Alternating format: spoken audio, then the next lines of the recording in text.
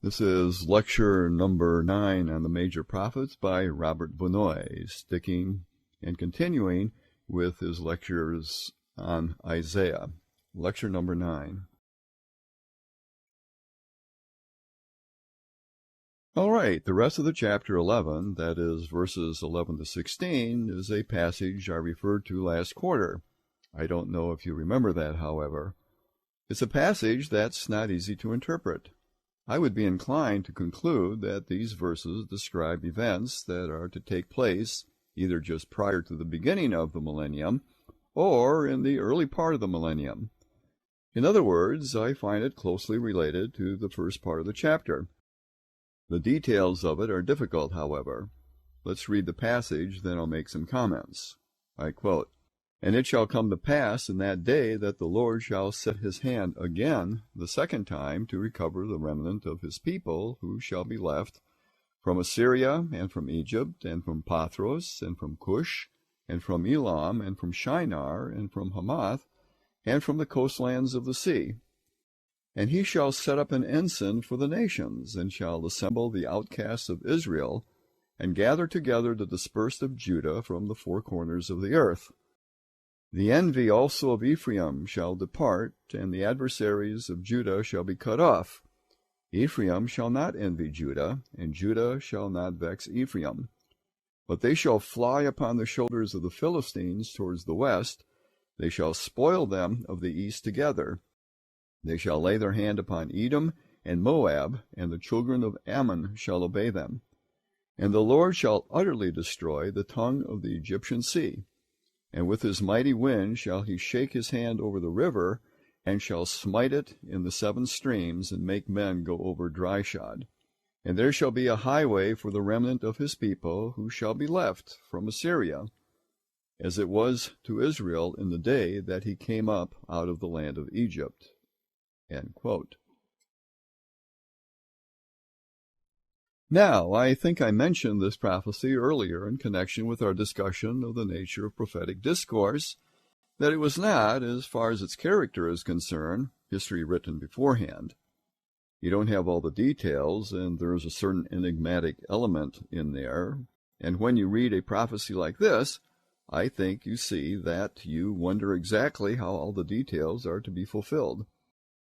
If you look at pages 14 and 15 under Oswald in your sheet, here are his comments, the next to the last paragraph, page 14, which begins, and I quote Oswald, "While the general sense of these verses is clear," that comes from page 296, that paragraph in Oswald where he says, "While the general sense of these verses is clear, the specifics are not so clear.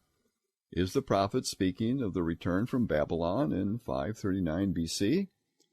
You see, in 11 it says, 'It should come to pass, the Lord shall set his hand again the second time to recover his remnant of his people.'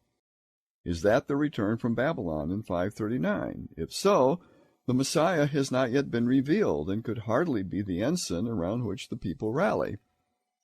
See, verse 12 says, 'He shall set up an ensign for the nations.' If you go back to verse 10, that clearly seems to be the Messiah. Is Isaiah, in fact, speaking of the new Israel, the church, as the Reformers maintain, for example, Calvin?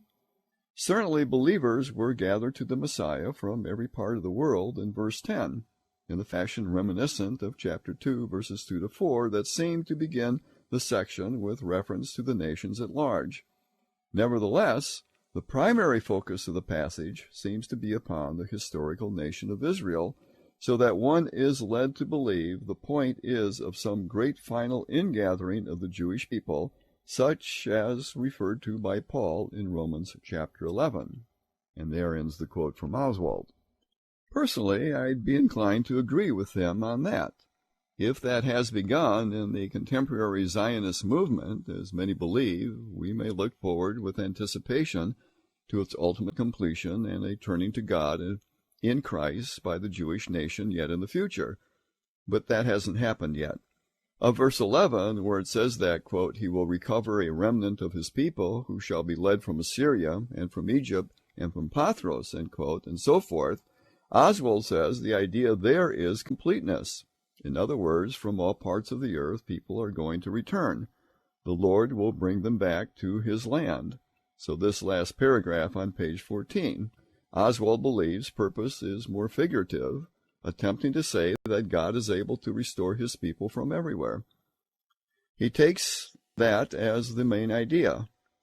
On the top of page 15 of your citation page, speaking of verse 12, this verse seems to say in poetic form that the preceding verses say in prose, returnees will come from the entire earth. That's on page 288 of Oswald. And the next paragraph is on verses 13 and 14, also on page 288. Now, George Adam Smith denigrated this picture of enforced submission as being unworthy of the great prophet of peace. You see that is on page 14 and 15. Where it says they will fly, these people of return will fly upon the shoulders of the Philistines towards the west. They will spoil them to the east. They will lay their hand on Edom and Moab, and so forth. Well, about that, George Adam Smith denigrates this picture of enforced submission as being unworthy of the great prophet of peace. However, one should not impose Smith's 19th century AD ideas of a mutually agreed upon cessation of war on the 8th century BC prophet. In fact, the idea of peace as a result of a mutually agreement of nations is not a biblical one.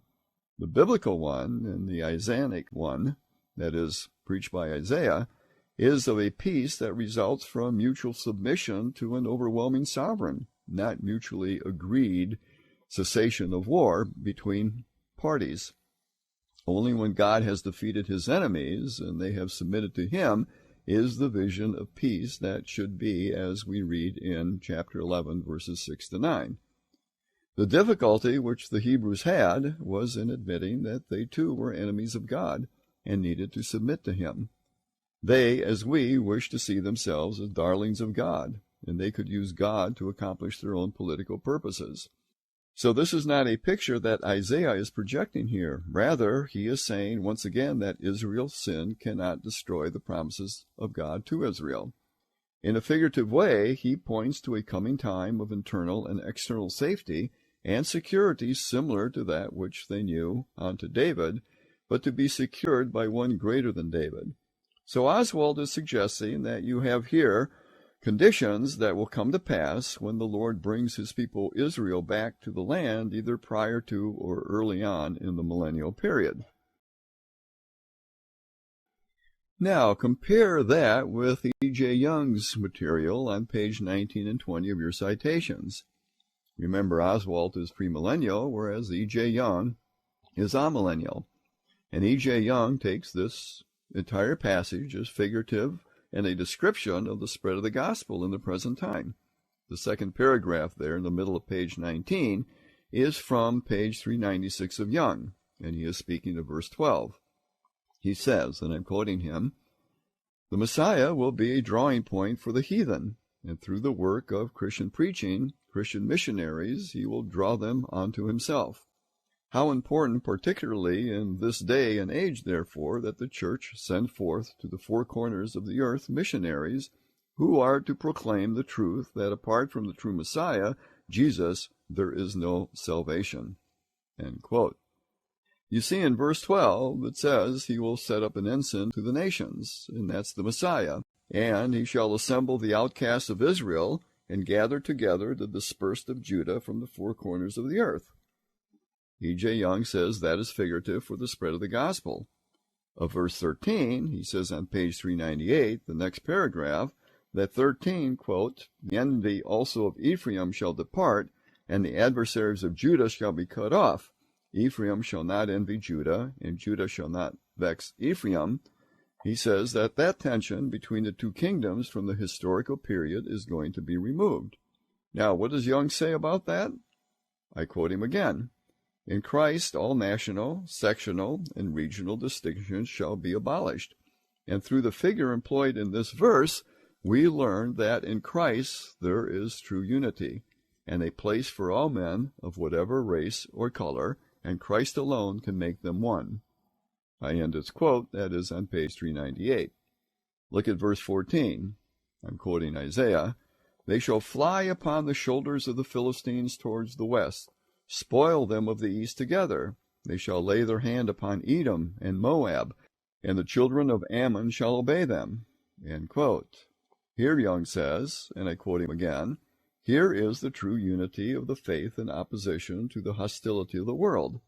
This true unity does not hide itself, infringe itself, but defends itself, expecting attack.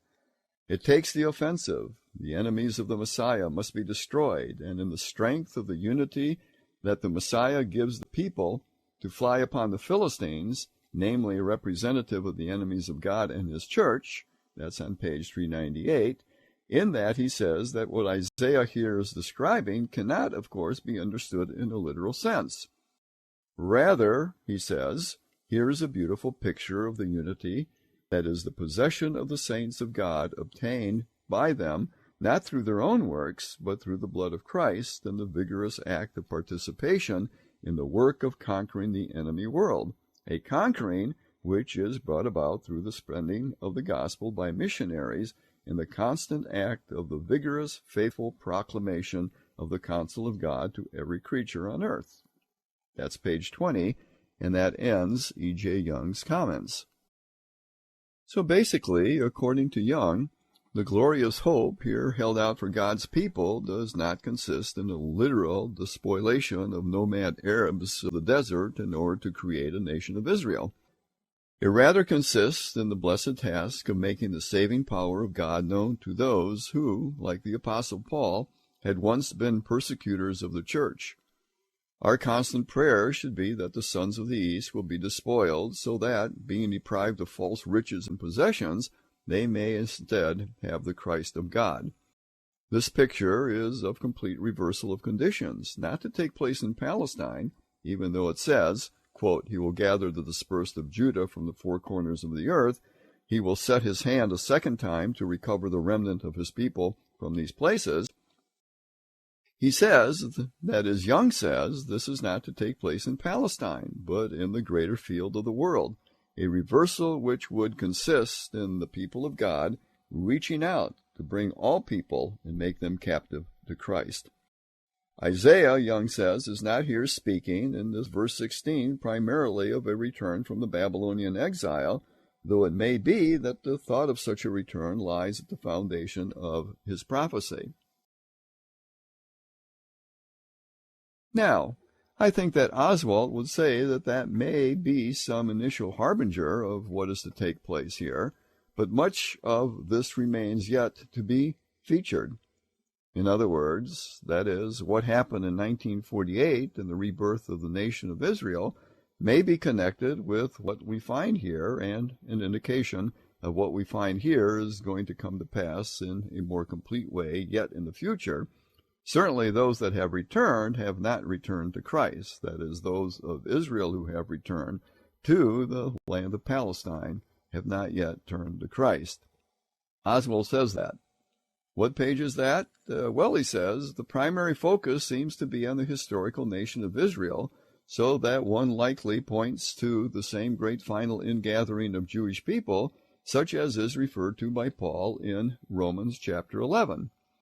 And then he says, if that has begun in the Zionist movement, which was completed in 1948 but begun future to that, he says, if that's begun in the Zionist movement, as many believe, we may look forward with anticipation to an ultimate completion and a returning to God in Christ by the Jewish nation. You'll have a more full realization of it, but he doesn't exclude the possibility that 1948 is some possible initial stage at least. With Young, you are out of those categories altogether. You are into a spiritual fulfillment in the spread of the gospel, not into the reestablishment of a literal Israel in the land of Palestine. No, Oswalt doesn't see this as figurative. He couldn't. Well, he does use the term figurative, however, in this sense. That is, when it says, for example, in verse 11, that the Lord will recover this remnant of his people, and then it mentions names from Assyria and from Egypt and from Pathros and from Cush and from Elam and from Shinar and from Hamat. What he is saying is, that is, what Oswalt sees Isaiah saying is, you need not conclude that people will return only from those specific places and push the literal sense there. Oswald is saying that these places that are mentioned indicate the four corners of the earth. They are figurative of saying that God is going to bring his people back from everywhere. But it's a real bringing back, and it's a coming of Jewish people together to a certain geographic place that we call Palestine. So it's not figurative in that sense, it's only figurative in the sense that the people come from everywhere. Whereas U.C. Young is saying that this isn't geographical at all, he's saying it's simply a figurative way of speaking of the spread of the gospel and the opposition, then, of the people of God to wickedness and evil wherever it is. So there are two sides there, and I think you have to be very careful about concluding just because Israel returned to the land, like some said, the time of the Gentiles now is over. Well, other people said that during the Six-Day War, they said the same thing, that this is a fulfillment of the prophecy of Isaiah. And other people made a connection with these events to Isaiah's prophecy, and they see a literal fulfillment. But we don't know what's going to happen to the state of Israel in the future. It doesn't seem likely at the moment, but there are those Arabs that could push Israel into the sea. Theoretically, that could have happened in the past as well, in 1948, and 1967, and 1973. So on the one hand, I think you have to be careful about saying things that happened in 1948 or 1967 or whenever are specifically fulfillments of some specific prophecy. On the other hand, the more positive, I think you can say it's a remarkable thing that in 1948 this nation of Israel was reconstituted. Here is a people that over centuries of time have been dispersed, and attempts have been made to obliterate them, or crush them and wipe them out. Yet in spite of all that, they still exist. They come back and they establish the state, they reconstitute the Hebrew language, they rebuild their culture, and they keep their identity as a people. Now, go back to the Old Testament period. Where are, historically speaking, the Babylonians and the Assyrians, the Moabites, the Philistines, the Ammonites? Where are they today? They're gone. They've disappeared. There's no trace of them left. Yet the Bible has told us that Israel will be dispersed from the land, and sometime in the future, God will bring them back to the same land. And we see through the course of history the way these people have kept their identity and, in fact, have reconstituted the state of Israel. I don't think you can minimize the significance of that. A lot of the amillennial interpretation of Scripture was developed during the time when it looked like Israel was all but gone and disappear. They weren't established as a state at that time. So now that they are reestablished as a state, perhaps the thinking that they never will be really needs to be reconsidered. Now, there are other passages to consider.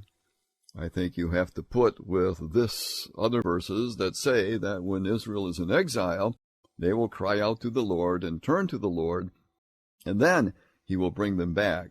And we haven't seen that turning and crying out to the Lord yet. It seems like there have been those who have gone back to the land of Israel, but they haven't turned to the Lord. You see, if you go to, let's see if I can find it. Yes, Deuteronomy chapter 32. No, it's chapter 30. But if you go there, we read the following. It shall come to pass that when all these things come upon thee, that is, all these blessings and curses upon the land of Israel, which I have set before you, and you shall call them to mind among all the nations to which the Lord has driven you, and you shall return unto the Lord your God, and shall obey his voice according to all that I command you this day, you and your children, with all your heart and with all your soul, that then the Lord will turn your captivity and have compassion upon you, and will return and gather you from all the nations where the Lord your God has scattered you, and bring you to the land, this is verse 5, and the Lord your God will circumcise your heart, verse 6, and the heart of your seed, to love the Lord your God with all your heart and with all your soul, so that you may live. And the Lord will put all these curses on your enemies. End quote. And that again is Deuteronomy chapter 30.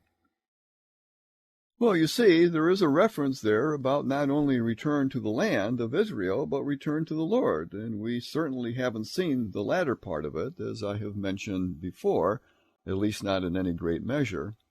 And in fact, from what I've heard of Jewish evangelism, there is a greater response among Jewish people to the gospel among the diaspora Jews than there is among those who have returned to Israel. So I think we have to wait further to see the land of Israel turn to Christ. Maybe there will be a great revival and turning to the Lord among Jewish people in the Western world, but then we will anticipate a greater return to Israel. I don't know how all those things will work out. I don't think everything is in place yet, at least that's my own impression. Question, is God going back to working with Jewish people after working with the church all this time? Answer, well, yeah, there's something of that and some truth in that. It seems to me if we go to Romans chapter 11, there's this sequence where God worked in the Old Testament period with the Jewish people, and then when they rejected the Messiah, he turned to the Gentiles. But then the Jews will be provoked to jealousy and come back to the one whom they rejected, and there seems like in that sequence all Israel will be saved at some time. As Paul says it here, it seems like a massive turning of the Jewish people to Christ, but we have not seen that yet. All right, let's move on to chapter 12, which is a song of praise. And in view of all these things, these great things that are going to come to pass, it's a great chapter, a brief one. And I quote, "And in that day you shall say, O Lord, I will praise you. Though you were angry with me, your anger is turned away, and you comfort me. Behold, God is my salvation. I will trust and not be afraid. For the Lord, even the Lord, is my strength and my song. He also has become my salvation. Therefore, with joy shall you draw water out of the wells of salvation. And in that day you will say, Praise the Lord, call upon his name, declare his doings among the people, make mention that his name is exalted. Sing unto the Lord, for he has done excellent things. This is known in all the earth. Cry out and shout, you inhabitant of Zion, for great is the Holy One of Israel in the midst of you." End quote. See, at the end of this section, it speaks of those wonderful things that the Lord will accomplish. There's that brief song of praise in chapter 12, a very beautiful passage. Okay, that's the end of the book of Emmanuel, chapters 7 to 12. Let's go back now to the structure of the book. Remember, chapters 1 to 6 is that section of judgment, blessing, judgment, blessing, judgment, blessing. There are 3 sections with that alternative judgment and then blessing. And then you have chapters 7 to 12, which we call the book of Emmanuel, with specific historical background that is clear in the early parts that it's the Syro-Ephraimite War that is being discussed here. The next section is chapters 13 to 23. I'm not going to deal with that, but if you remember when we discussed that structure, chapters 13 to 23 comprises prophecies of judgment against foreign nations. You notice chapter 13 begins right immediately with that. Quote, "The burden of Babylon, which Isaiah the son of Amos did see," end quote. And you have a prophecy of judgment to come on Babylon, and that goes right through to chapter 23. You have Babylon in chapter 15, you have Moab in 17, the burden of Damascus in 18, Ethiopia 19, and so forth. Prophecies of judgment against foreign nations. Chapters 24 to 27, that's a little section called Isaiah's Little Apocalypse. It's a very interesting section that depicts the coming judgment on the ungodly that seems to be global in scope, and then the establishment of God's kingdom and blessing for those who are his. As I said, I'm not going to deal with that section either. That is section chapters 24 to 27. Now, I want to move to chapters 28 to 35, which, if you recall, I mentioned that it seems in many ways to be similar to the book of Emmanuel, the section we've just been discussing. The historical background is not as explicit, but it seems to be generally the same time frame as chapters 7 to 12. So let's turn to chapter 28. As I mentioned, there are similarities to the book of Emmanuel. In the book of Emmanuel, the historical background is clearly presented in chapter 7. When you get to chapter 28, there isn't a clear statement of historical context for this prophecy. You're not told where the message was spoken, but the message seems to be addressed to the nobles, or leaders of the land. Chapter 7, on the other hand, was addressed to the king, King Ahaz specifically. Here we're talking about the nobles, however, the leaders of the land, rather than specifically the king, and when you read down through the chapter, the context suggests, along with some of the statements, that the message may have been delivered at a banquet of the nobles, perhaps, and we'll go into the chapter and see why this is said. Perhaps they celebrated their decision to seek help from Assyria. Remember that in the Syro-Ephraimite threat, they did turn to Assyria and concluded an alliance with Assyria. That seems possibly to be the background for this chapter. Now, when you come to the early part of the chapter, I think you see something of the way in which Isaiah presents his message to get a hearing. He doesn't begin with the condemnation of that alliance with Assyria. He begins with attacking the leaders of the northern kingdom, of Ephraim, much like Amos, you remember. When Amos wanted to focus his prophecy on the northern kingdom, he started with foreign nations, and he came to the cousin nations, and then he came to Judah, and then finally, after he's gotten a hearing, he comes to the focus of his message with the condemnation of the northern kingdom, where he is preaching. Well, Isaiah is using the same tactic as Amos. He doesn't start with Judah, but it becomes clear that that is the focus of his message. Notice the first verse, where Isaiah says, quote, "Woe to the crown of pride, to the drunkards of Ephraim, whose glorious beauty is a fading flower, which are on the head of the fat valleys of those who are overcome with wine. Behold, the Lord has a mighty and strong one, who is like a tempest of hail and a destroying storm, like a flood of mighty waters overflowing, shall cast down to the earth with the hand. The crown of pride, the drunkards of Ephraim, shall be trampled under their feet. And the glorious beauty which is on the head of the fat valley shall be a fading flower, and like the early fruit before the summer, which, when he that looks at it and sees it, while it is yet in his hand, he eats it up." End quote. So he begins with his denunciation of the drunkards of Ephraim, and using figurative language, he speaks of the destruction of Samaria, the capital city of the northern kingdom. He refers to Samaria as, quote, "this crown of pride, whose glorious beauty is a fading flower on the head of the fat valleys." End quote. The capital, Samaria, the crown and pride of the people of the northern kingdom, is going to become like a fading flower. That's what he's saying. So evidently, Samaria had not yet fallen, as Isaiah predicts here is going to happen, and that would mean that his prophecy is prior to 721 or 722 when Samaria fell. The nobles of Judah, to whom Isaiah was speaking, would undoubtedly rejoice at that kind of prophecy, to hear that Samaria is going to be destroyed. And as long as Isaiah attacks the northern kingdom, these nobles are ready to listen to him. So he says in verse 2, quote, "The Lord has a mighty and strong one, who, like a tempest of hail and a destroying storm, like a flood of mighty waters overflowing, shall cast down the northern kingdom. The crown of pride, the drunkards of Ephraim, shall be trampled under feet, and the glorious beauty which is on the head of the fat valley," you see that's again Samaria, "shall be a fading flower, and like the early fruit before the summer, which when he that looks upon it and sees it, while it is yet in his hand, he eats it up." End quote. So he starts with that figurative description of the coming destruction of Samaria. And then in verses 5 and 6, we have a contrast which is drawn to some future time when the Lord will be the crown of glory, not the city of Samaria, but the Lord will be the crown of glory for a remnant of his people. See, he says in verse 5, and I quote, "In that day shall the Lord of hosts be for a crown of glory, and for a diadem of beauty unto the residue of his people, and for a spirit of justice to him that sits in judgment, and for strength to those that turn the battle to the gate." End quote. Not a city, but the Lord himself will be the one who gives victory and judgment to those of his own.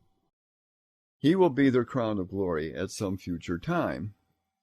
So Samaria is going to be destroyed, and then attention is drawn to some future time when not a city, but the Lord will be the crown of glory for the remnant of his people. When you get to verses 7 and 8, there's a sharp transition of thought with verse 7. The King James has a bad translation here, I believe. It says, and I quote here, "But they also have erred through wine and through strong drink," end quote. But they also, the Hebrew word here is v'gamele, and also these, and that's the way it should be read, and these also. As the NIV says, of the New International Version, and I quote here, "stagger from wine and reel from beer," end quote. The New English Bible has, quote, "these too are addicted to wine," end quote. The Hebrew is clear. It is these that are addicted to wine and beer. The implication is that Isaiah has been talking about the north, and that's okay, but he's also talking to the nobles of the south, and here he turns to them. And he says in verse 1, "Woe to the crown of pride, to the drunkards of Ephraim," but now he says in this verse, "But those also stagger from wine and reel from beer." In other words, the people sitting right in front of him are doing the same. He points to these banqueting nobles before him and says, "You're as bad a drunkards as those of Ephraim. But these have also erred through wine and through strong drink and are out of the way. The priest and the prophet have erred through strong drink. They are swallowed up of wine. They are out of the way through strong drink. They err in vision. They stumble in judgment. For all the tables are full of vomit and filthiness, so that there is no place clean." He's addressing that to the people in front of him. Strong language, particularly if he is at some sort of a banquet with these leaders. And he says, "Your tables are full of vomit. You're drunkards of Judah." Now, you can imagine that that kind of language might arouse some indignation to those that are listening to it, and a response. And verses 9 to 10 give you the response, and I think what you have in verses 9 to 10 is what these nobles either said or at least what they were thinking about. We quote, "Whom shall he teach knowledge? Whom shall he make to understand doctrine? Those that are weaned from the milk and drawn from the breast? For precept must be upon precept, precept upon precept, line upon line, line upon line, here a little and there a little," end quote. And this is what the nobles are replying to Isaiah's message. And I think the idea is quite clear. These nobles are saying, "Who do you think you are? Who are you that you think you can teach us something? Whom shall he teach knowledge? Whom shall he make to understand doctrine?" And the implication is that he is treating them like little children, lecturing them with his ethical line upon line, precept upon precept. And here's where you have to read this in Hebrew, actually, to really understand the sarcasm of what is being said. And in verse 10, in the Hebrew, it reads like this: "Ki sav latzav, sav latzav, kav lakav, kav levkav, tza'ir sham, tza'ir sham." That's the way it reads in Hebrew. Listen to the way the Jerusalem Bible translates this, which is somewhat of a paraphrase, but I think it gets the essence of what's going on here, particularly from the Hebrew. The Jerusalem Bible says, and I quote, "Whom does he think he's lecturing? Whom does he think his message is for? Babies just weaned? Babies just taken from the breast? With his..." And then the Jerusalem Bible doesn't even translate this Hebrew, and it sounds like gibberish of a baby. "Ki sav l'sav, sav l'sav, kav l'kav, kav l'kav, tza'ir sham, tza'ir sham." It's as if they are sarcastically saying, "Who do you think you're treating like infants with your baby talk?" There's a note in the Jerusalem Bible which says this, quote, "mimicking Isaiah's preaching, which they consider unintelligible, with words chosen for their sound value and recalling the babbling of a child. If the words are to be translated at all, they will read, order on order, order on order, rule on rule, rule on rule, a little here, a little there." And that is what the New Jerusalem Bible says. The New Bible Commentary says, quote, "The Hebrew of verse 10 is a jingle, almost the equivalent of our derisive blah, blah, blah. That is people talking, but not quite as meaningless. You see, there is a meaning. It is rule upon rule, rule upon rule, line upon line, line upon line, etc. That's the New Bible Commentary. J.B. Phillips says the following. This is the way he translates it. Quote, "Are we just weaned? Do we have to learn that the law is the law is the law is the law? The rule is the rule is the rule is the rule?" etc.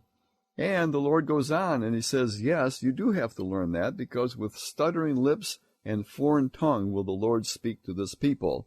That is, make nonsense of God's sense, and you'll get your fill of it from Assyria. Now, you see, that's what's going on here in verse 11. You make nonsense of God's sense, and you mock this and speak sarcastically about Isaiah's preaching. What does the Lord say in verse 11? "For with stammering lips," that's a bad translation of the King James, "but with strange lips and another tongue, he will speak to this people." The NIV translates it well. The NIV says, very well then, you're going to make fun of this message? Very well then, with foreign lips and strange tongues, God will speak to this people. In other words, God has been speaking to them clearly, precept upon precept, line upon line, but they make fun of that. They refuse to listen. They mock him, and they make the clear teaching sound like babble. Therefore, what's going to happen?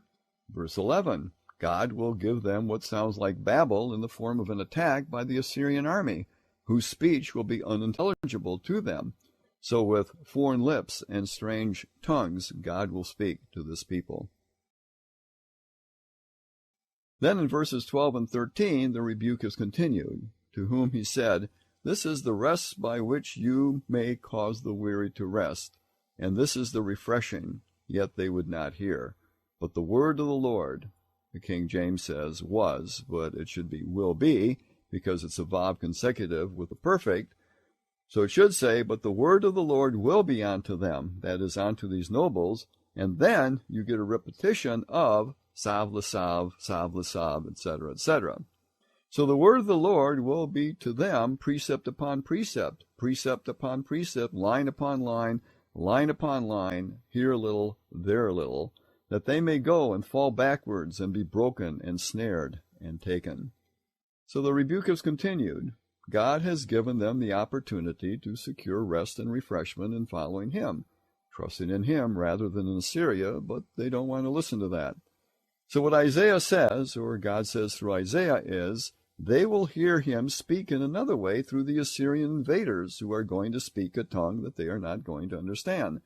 And then the Lord imitates their mockery to represent the unintelligible language of the conqueror. The word of the Lord will be unto them, sav lasav, kav lakav, etc.